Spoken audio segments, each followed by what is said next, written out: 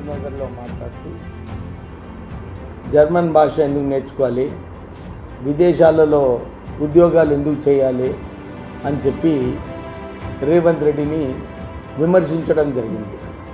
నేను వారికి ఒకటే ప్రశ్న వేస్తున్నాను. నువ్వు మీ కుటుంబ సభ్యులు అమెరికాకి ఎందుకు పోయినారు, అక్కడ ఉద్యోగాలు ఎందుకు చేసినారు? మీరేమో మీ భవిష్యత్తు కోసం విదేశాలలో పోవాలి, ఇంగ్లీష్ నేర్చుకోవాలి, ఇంగ్లీష్లో మాట్లాడాలి, ఇవంకా ట్రంప్తోని స్నేహితం చేయాలి. ఆయనకేమో ఇవన్నీ చేయాలని ఆయనకు ఆశ.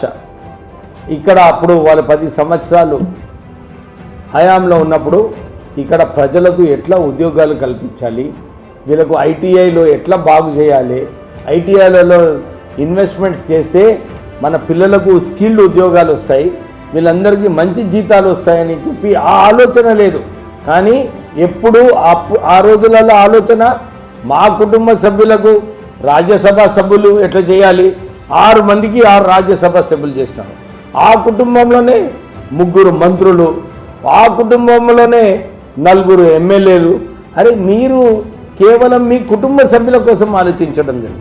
ఇక్కడ బీద ప్రజలు ఎవరైతే వారికి ఇక్కడ ఉద్యోగాలు కష్టం ఉన్నాయి, ఉద్యోగాలు ఎక్కడున్నా కానీ జీతాలు మంచిగా ఉన్నప్పుడు మన దేశంలో ఇప్పుడు చాలామంది దుబాయ్కి వెళ్ళిన వాళ్ళు ఈ ఫారెన్ ఎక్స్చేంజ్ రిటర్న్ మన దేశానికి వస్తుంది, దేశానికి లాభం పొందుతుంది.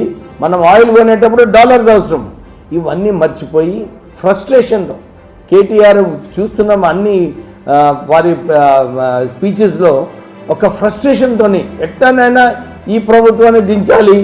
వీరు ఇంత మేలు ప్రజలకు ఇన్ని గ్యారంటీ కార్డులు అమలు చేసినప్పుడు వారి హయాంలో రేషన్ కార్డ్స్ కూడా ఇవ్వలేదు. వారి హయాంలో నిజంగా అందరికీ డబుల్ బెడ్రూమ్ ఇల్లు అన్నారు.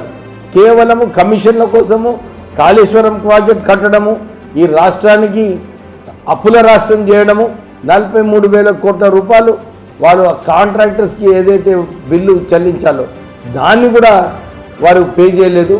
ఇవన్నీ రాష్ట్రానికి ఏదైతే ఆర్థిక ఇబ్బందుల్లో పెట్టినారు కేవలం వాళ్ళ సొంత ఆస్తులు పెంచుకోవడానికి. ఎందుకంటే వారి చెల్లెనే అడిగింది ఎక్కడి నుంచి వచ్చినాయి 1,400 కోట్ల రూపాయలు బీఆర్ఎస్ పార్టీకి. ఉద్యమంలోనేమో ప్రజలందరూ కూడా వారికి ఉద్యమం చేయాలని చెప్పి అప్పుడు కేసీఆర్కి పైసలు ఇచ్చారు. ఇప్పుడు 1,400 కోట్ల రూపాయలు ఆయన అకౌంట్లో ఉన్నాయంటే బీఆర్ఎస్ పార్టీకి ఎంత అవినీతి చేసిందో మనకు కనబడుతుంది. వాళ్ళు హైదరాబాద్లో 20,000 ఎకరాలు అన్ని చోట్ల కూడా వారు ఈ ధరణి పోర్టల్ అని చెప్పి ప్రజలకు అందరికీ కూడా మోసం చేయడం జరిగింది.